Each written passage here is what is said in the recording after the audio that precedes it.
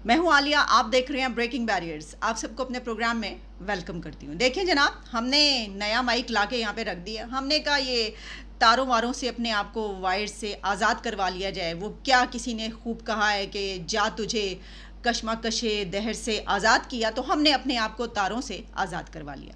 अब देखिए, आपको शिकायत रहती है जनाब आवाज़ में ये हो गया वो हो गया। वैसे तो मैं आपको बता चुकी हूँ कि जो मेरा माइक काठमांडू में रह गया है तो वो सही काम करता था, लेकिन हमने कहा कोई बात नहीं, हम हर तरह का माइक जो है वो टेस्ट करके देखे लेते हैं।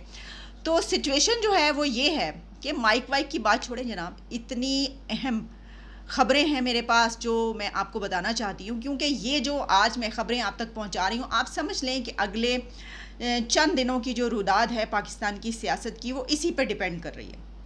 आज इमरान खान एटीसी में पेश हुए सामने। अच्छा, ऐसा लग रहा था कि आज तो इमरान खान ने या तो नाअहल हो जाना है या फिर वो जैसे ही पहुंचेंगे अदालत तो उनकी गिरफ्तारी हो जाएगी, और जनाब उनके जो सपोर्टर्स हैं वो तो मुल्क को इधर से उठा के तो उधर रख देंगे। लेकिन किसी की इतनी हिम्मत, किसी की इतनी जुर्रत कि इमरान खान को टच करके देखे, खान साहब को कोई हाथ लगा कर तो दिखाए। किसी में इतनी जुर्रत ही नहीं है जनाब। इसकी वजह यह है कि वो पेश हुए, एक नहीं दो दो केसेस में उनकी आज बेल हो गई, और बड़ी वो बहुत लकी हैं। इसकी वजह ये है कि वो अदालतें उनके बड़े हक़ में फ़ैसले देते हुए नज़र आती हैं। बल्कि ऐसा हुआ कि एक तो ये कि एंटी टेररिज्म कोर्ट में वो पेश हुए और वहाँ पर जो धक्कम पेल हुई है, बल्कि दरवाज़ा तक वो जो लगाया हुआ था वो टूट टाट गया। पता है आपको, खान साहब जहाँ पहुँचे तो उनके पीछे तो एक रेला आता है लोगों का, और फिर बस। लेकिन उसी में हुआ ये कि जो शिबली फराज थे उनको काफ़ी धक्के शक्के वक्के पड़े हैं, और वो तो फिर बादशाह तो फिर इमरान खान होते हैं जिस जगह होते हैं, बाकी तो कीड़े मकोड़े इधर उधर के वो धक्के शक्के क्या वो गिरा जाएँ तो पता ही नहीं चलेगा। तो यही हुआ शिबली फराज के साथ। गुस्सा उनको बहुत आया होगा कि देखो, अहमद फराज का शायर का बेटा मैं हूँ और सब देख उसको रहे हैं। लेकिन चले, बहरहाल खान साहब की तो जिस तरह मैंने कहा कि he is one of the untouchables, उनकी 2 केसेस में बेल हो गई आज, कोई मसला ही नहीं पड़ा उनको। और उसी के साथ सिर्फ यही नहीं, बल्कि एक तो वो जो 3 मेंबर बेंच है उसके ऊपर अक्सर जो है वो कहा जाता है कि जनाब देखें, खान साहब ने कोई भी फरमाइश करनी हो तो मुंह उठा के वो 3 मेंबर बेंच की तरफ देखते हैं और उनकी मर्ज़ी का फ़ैसला जो आ जाता है। अब हुआ ये कि एक और शाहकार सामने आया, ठीक है, वो मेरा ख्याल है कि जस्टिस शाहिद उनका नाम है। जनाब जो सरकार हैं वो बहुत ही ज़बरदस्त किस्म के जस्टिस हैं। उन्होंने कहा कि ये भी तो हो सकता है कि जब उनसे ये बात कही गई, देखें इमरान खान और उनकी बेगम ने ये जो तोशा खाने के तहाइफ थे ये इन्होंने अपने उसमें एसेट्स में डिक्लेयर नहीं किए, करने होते हैं, तो ये तो नहीं हो सकता। उन्होंने कहा क्या हो गया भाई, हो सकता है कि इमरान खान और उनकी बेगम ने जो ये तोशा खाने के तहाइफ लिए हैं तो उन्होंने उनको बेच के किसी गरीब की मदद कर दी हो, यानी कि कोई फलाही कामों में खर्च कर दी हो वो पैसे। अच्छा, अब उनके ऊपर ये अवतार उतरा है, ये इल्हाम उनको हुआ जस्टिस साहब को, या उनको किसी ने ये बात बताई? तो उन्होंने कहा जनाब ऐसी कोई बात उन्होंने की नहीं है। उन्होंने कहा नहीं नहीं, वो अच्छी जगह पे भी तो खर्च किए होंगे उन्होंने पैसे बेच बाच के कुछ। तो वो खान साहब कोई ना तो डिस्क्वालीफाई होने वाले हैं ना कुछ, वो आराम से बड़े इलेक्शन लड़ेंगे जहाँ जहाँ से वो लड़ना चाहते हैं। लेकिन इमरान खान को ये पता चल गया है कि उनके साथ आगे क्या होने लगा। ये कैसे पता चला और उन्होंने किसको बताया? हामिद मीर साहब जो है उनसे उन्होंने एक किया है इंटरव्यू। उस इंटरव्यू के अंदर जो हामिद मीर समझते हैं, जो उन्होंने एनालाइज़ किया, वो उन्होंने शाहजेब खानज़ादा के प्रोग्राम में बैठ के कुछ बातें की, वो मैं आप तक पहुंचाऊंगी। लेकिन उससे पहले ज़रा ये फुटेज देख लीजिए कि जो खान साहब जब वहाँ पे पहुँचे हैं तो वहाँ पे क्या धक्कम पेल हुई है। और लग तो ऐसा रहा था कि आज तो बस गिरफ्तारी हुई कि हुई, आज इमरान खान को गिरफ्तार करके ले जाएंगे और फिर उसके बाद उनके वो वाले सपोर्टर आएंगे जो आकर क्या कहते हैं, उनके वो सपोर्टर्स कहते हैं, बल्कि सबके सब उनके सपोर्टर्स कहते हैं इस मुल्क को आग लगा देंगे, पूरे पाकिस्तान को बंद करके आग लगा देंगे, खत्म कर देंगे, हो जाए। इमरान नहीं है तो हो जाए, हमारा खान नहीं तो हो जाए। हमें बहुत मंजूर है, हमें बहुत मंजूर है, गुलामी ना मंजूर है, बिल्कुल बहुत मंजूर है। आग लगाएंगे, पाकिस्तान बंद करेंगे, फुल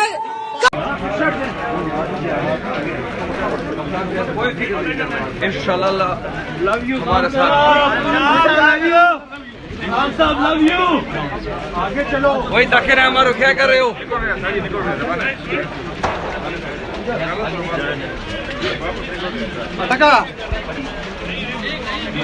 पीछे रोक इसको पकड़। सपोर्टर्स का तो आपने देख लिया कि क्या सिचुएशन है। जो मैंने आपको बात कही वो बिल्कुल ठीक है। इमरान खान तो 3 टुकड़े बाद में कहते हैं, उन्होंने अपने सपोर्टर्स को भी यही सबक सिखाया और पढ़ाया है। आज से पहले पाकिस्तान की किसी भी पॉलिटिकल पार्टी की ये जुर्रत या हिम्मत नहीं थी कि बेशक उनको कत्ल कर दिया जाए, उनको फांसियों पे चढ़ा दिया जाए, उनको नाअहल कर दिया जाए, उनको जेलों में भेज दिया जाए, लेकिन वो अपने वोटर्स को, अपने सपोर्टर्स को ये नहीं कह सकते थे कि हमारे ऊपर अगर ऐसा कोई कड़ा वक्त आता है तो तुम लोगों ने कहना है कि हम इस मुल्क को आग लगा देंगे और हम इसके टुकड़े टुकड़े कर देंगे और बस हमारा लीडर सब कुछ है तो मुल्क जाए भाड़ में। किसी की जरूरत नहीं हुई थी आज, लेकिन एक ऐसा हीरो आया कि जिसने आके पाकिस्तान की यूथ को अपने पीछे लगाया और उसने ये करके दिखाया कि मैं हूँ तो सब कुछ है, मैं हूँ तो मुल्क है, वरना कुछ भी नहीं, तुम लोगों ने ये करना है। अच्छा अब चलें, बहरहाल ये तो हमने आपको दिखा दिया। अब सिचुएशन ये है कि इमरान खान ने आज जब वो पेश हुए तो उनसे जर्नलिस्टों ने काफ़ी सवाल किए, उन्होंने किसी सवाल का जवाब ऐसा नहीं दिया, बहुत थोड़ी सी गुफ्तगू फरमाई, लेकिन जिसमें उनका ये कहना था कि देखें पूरी दुनिया में पाकिस्तान जो है वो बनाना रिपब्लिक बन चुका है, यानी वो अब बना है। खान साहब के जो 4 साल दौर में जो कुछ हुआ उसमें वो वाटरमेलन रिपब्लिक था या कोई और था, वो ये वाला नहीं था, बनाना रिपब्लिक नहीं था, ठीक है जी। और इसी के साथ फिर उन्होंने ये भी कहा कि पूरी दुनिया में मजाक बना हुआ है शहबाज गिल और उनके ऊपर केसेस चल रहे हैं कि जी उनके ऊपर जो है दहशतगर्दी के मुकदमात हैं।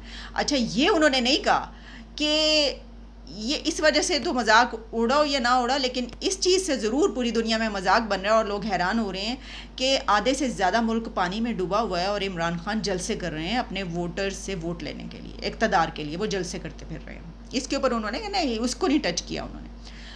तो जनाब हामिद मीर साहब का ये फरमाना है कि उनकी जो मुलाकात हुई है इमरान खान साहब के साथ, तो जो ऑफ द रिकॉर्ड बातें वो तो ऑफ द रिकॉर्ड ज़ाहिर है उनके पास ही रहेंगी, उनकी जब दिल करेगा वो बताएंगे, लेकिन जो ऑन द रिकॉर्ड है उसमें उनका ये कहना था कि इमरान खान ये जान गए हैं कि उनके लिए फ़ैसला क्या हो चुका है। कहते वैसे तो वो माफ़ी मांग सकते हैं कि वो अदालतों से माफ़ी मांग लें और कहें कि जनाब ये गलती हो गई, वो गलती हो गई, और जो उन्होंने जजेस को कहा, लेकिन वो माफ़ी क्यों मांगे? इसकी वजह ये कि उनको ये पता है कि उनके लिए क्या फ़ैसला कर लिया गया है। एक बात तो ये।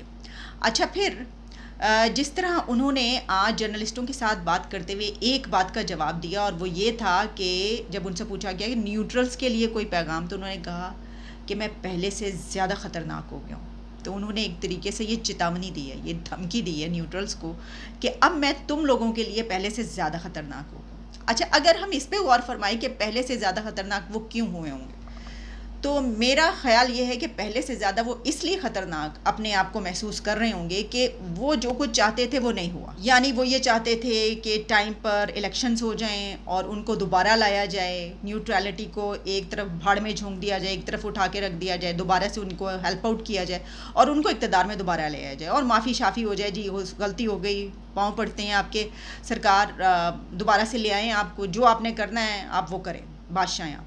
लेकिन ऐसा नहीं किया गया। एक तो ये, तो अब तो उनकी जो मोटिव्स थे या जो ऑब्जेक्टिव्स थे वो तो रहे नहीं, मैं ये समझती हूँ। और वो जिन लोगों को लाना चाहते थे, अगर उनकी कोई थी पसंद नापसंद, तो ज़ाहिर है कि अब वो देख रहे हैं कि ऐसी भी सिचुएशन कोई नज़र नहीं आ रही। तो इस बिना पर जब आप ये देखें कि जो आप अचीव करना चाहते थे वो तो साइड पर रह गया, तो फिर जाहिर है कि आप ज़्यादा ख़तरनाक होंगे, क्योंकि फिर आपके पास तो कुछ बचा नहीं ना। फिर आप दीवार के साथ आप कहते हैं अच्छा चलो ठीक है, ये सब कुछ तो तुम लोगों ने कर लिया, कुछ नहीं मेरे पल्ले छोड़ा, तो अब जो करना है तो फिर मैं भी अपने लोगों को कहता हूँ आ जाइए और ईंट से ईंट बजा दें। कुछ ऐसी सिचुएशन, इसका यही मतलब हुआ ना।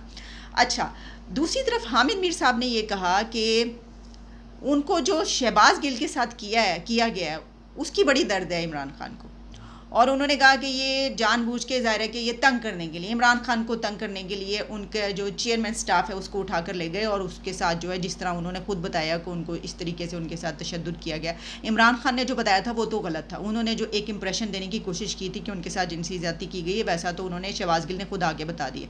यानी वो तो आप सोचें बेचारे को और ही मज़ीद ही गंदा करने की वो बात कर दी थी, लेकिन उन्होंने कह दिया कि नहीं ये नहीं, हाँ जो हुआ है बिजली के झटके वगैरह वो उन्होंने आकर बताया।